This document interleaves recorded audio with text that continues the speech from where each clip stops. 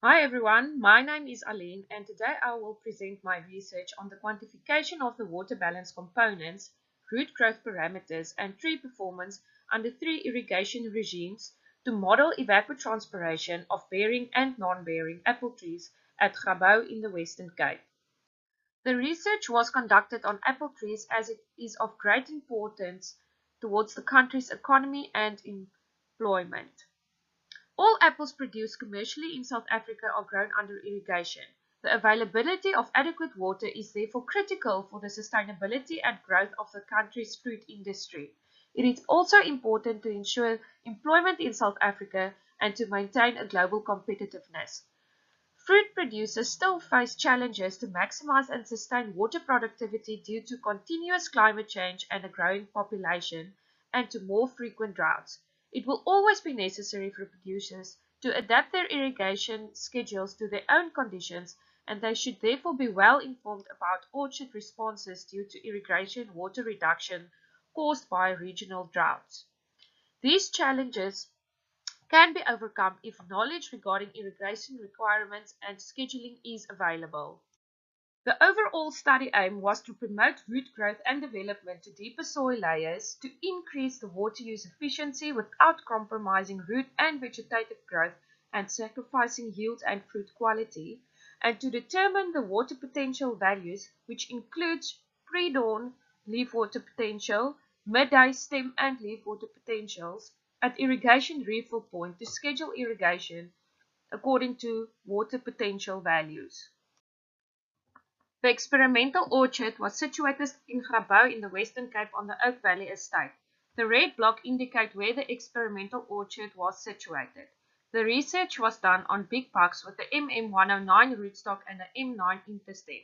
During the 2019-2020 season, the orchard was in its fourth leaf, and that is also the results I will be discussing in this presentation. The experimental orchard consisted of 15 experimental plots representing 3 treatments with 5 replicates per treatment. Each experimental plot consisted of 15 data trees indicated as the green circles and border trees and rows indicated as the white circles. The trees were planted on ridges and irrigated by means of microsprinklers.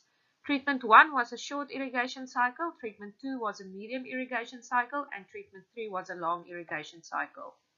The longer irrigation cycle, treatment 3, had the most fine and very fine roots and a larger lateral distribution into the working row than the shortest irrigation cycle, treatment 1. Treatment 2, which were the medium irrigation cycle, assumed an intermediate position. After 4 years, all treatment trees exploited the full soil depth down to a meter.